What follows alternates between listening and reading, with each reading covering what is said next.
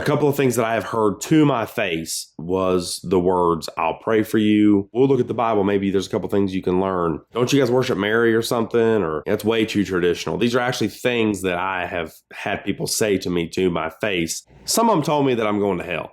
Hey, it's okay. You just got to brush it off. It's okay. You just have to be confident and say, hey, look, I'm going to learn what I can and do the best I can. All right. So the other day I posted a video on my conversion story about converting to the Catholic Church. And I kept it really, really simple. I left out a lot of details, but I wanted to get something that was quick and to the point. And it garnered a lot of attention. It had hundreds of comments. I got some emails from it. It was amazing. And I want to tell you guys, thank you so much. It really made my year. It has been amazing to read through these comments, read through these emails. It has been truly amazing. Now, that being said, there was a lot of questions, a lot of comments. There were some that I picked out that I do want to answer these questions, or at least sort of address some of these things down the road. Or for the time being, I'm just a simple man. I can only do one thing at a time. So I want to make a video that addresses sort of the underlying tone that was in a lot of these comments. And a lot of these comments were, I'm thinking about joining the Catholic Church. I'm thinking about starting OCIA, RCIA classes. It was stuff like that. If you are thinking about joining the church,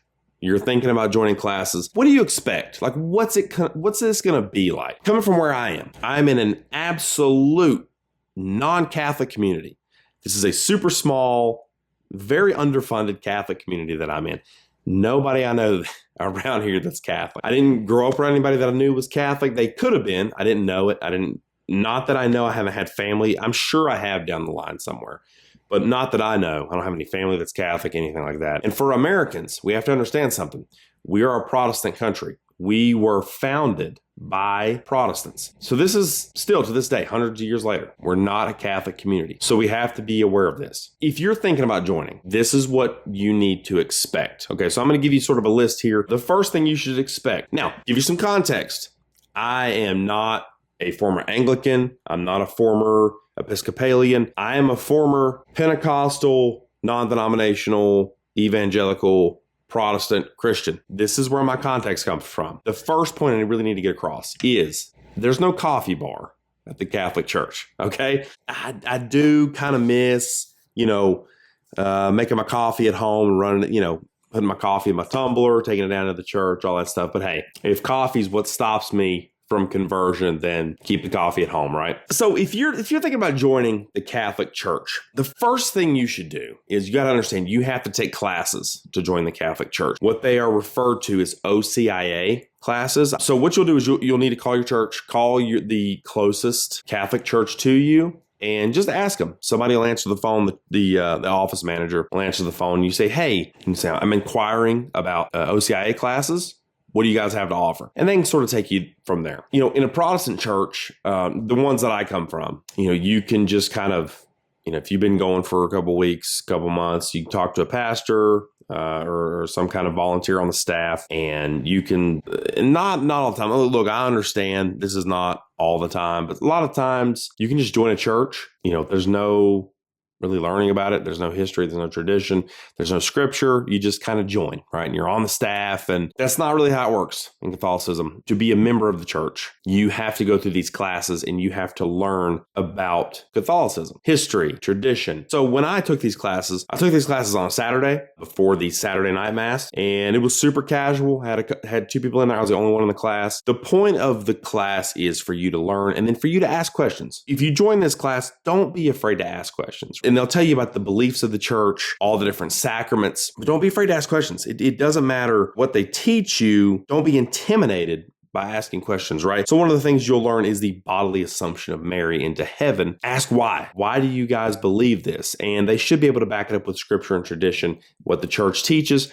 That's the point of the class. So don't be intimidated. Go in and ask your questions. Hey, well, my pastor said that baptism doesn't have salvific power. Why? Why do you guys believe that that's wrong? That's the point of the class. So go in and ask questions and ask the hard questions. They should be able to give you an answer, and it should be backed up by scripture and tradition. And they're not going to give you anything that contradicts scripture, because scripture obviously is infallible, which means it's never wrong. Another thing is be prepared to participate in the Mass. So what we would call a church service, Sunday church service, Catholics call Mass. And it's a lot different. Now, look, there's some similarities in some of what people would call the high church Protestant side. There's some similarities there, but from where I come from, Mass is completely different than a church service. There's a lot of standing. There's a lot of kneeling, saying prayers together. Mass can be very strange. If you've never been or you've never heard about it, you've never heard anybody talk about it, it can be very strange. And I'm just being completely honest with you. The first time I went to a Mass, this was about a year before I even decided to take classes. I just went on a whim and I was shocked. I had no idea what's going on here. This is kind of like jumping onto a new planet. My wife actually said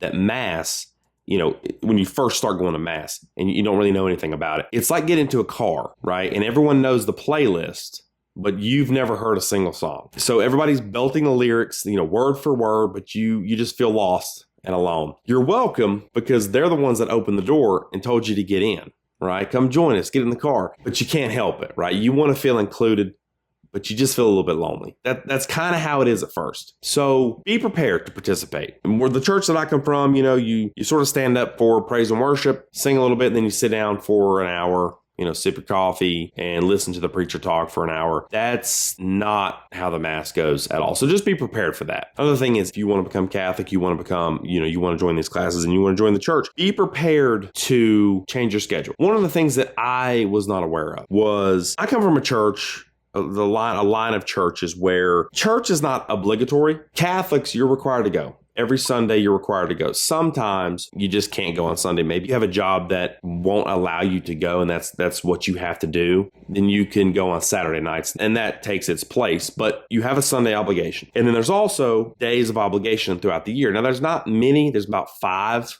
throughout the year. It's Christmas, Easter, and a couple other ones. But be prepared.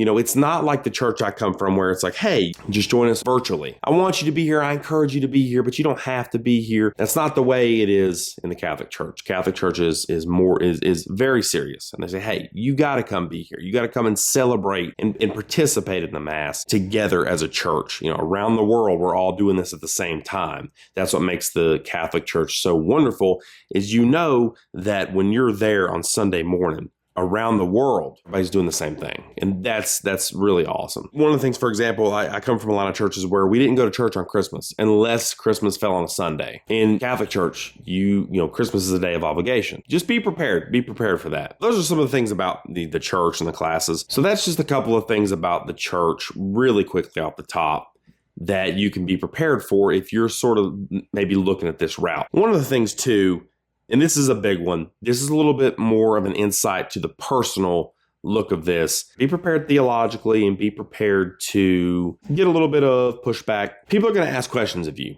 whether that's out of genuine curiosity or malevolence. They're going to ask questions. They're going to say things to you. They're going to ask you questions about your faith, what you believe. They're going to give you some pushback. They're going to say, oh, you guys, you pray to Mary, right? You pray up your rosary beads. Do you think that's going to save you? You worship your little statues and your icons. Like you got to be prepared to take things like that. For me, personally, a couple of things that I have heard to my face was the words, I'll pray for you. We'll look at the Bible. Maybe there's a couple things you can learn. Don't you guys worship Mary or something? Or that's way too traditional. These are actually things that I have had people say to me to my face. Be prepared for it to be okay. It's okay.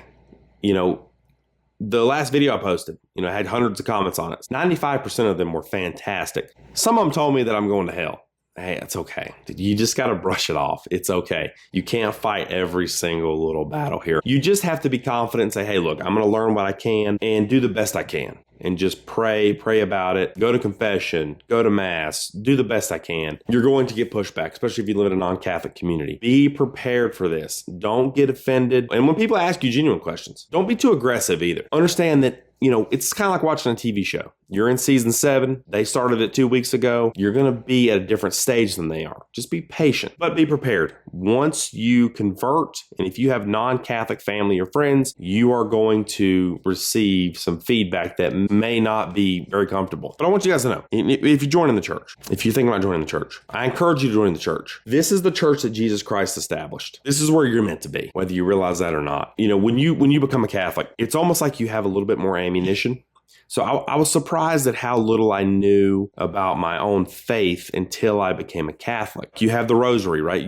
Those are prayer tools. The rosary, these are prayer weapons. These are reminders. These are not necessity, right? You don't have to pray the rosary, but it's a good prayer weapon to have. When I was in my church, in my Protestant church for years, it's sort of like I was floating on top of the ocean in a paddle boat, and I'm just floating around, just working my way around the top. And when I converted to Catholicism, it's like I started scuba diving. Just so much. There's so much here. There's so much that you can learn from, that you can pull from, that can really immerse you into your faith. So another analogy I like to use, and these are for my Appalachian people here, my deer hunters here in Appalachia. Let's say you're going hunting, and the only thing you have is you got a slingshot. You got a rock and a slingshot, right? You get up in the tree, and you're just waiting for a deer to go by, and you're going to shoot this rock at it. And you've been doing this for years.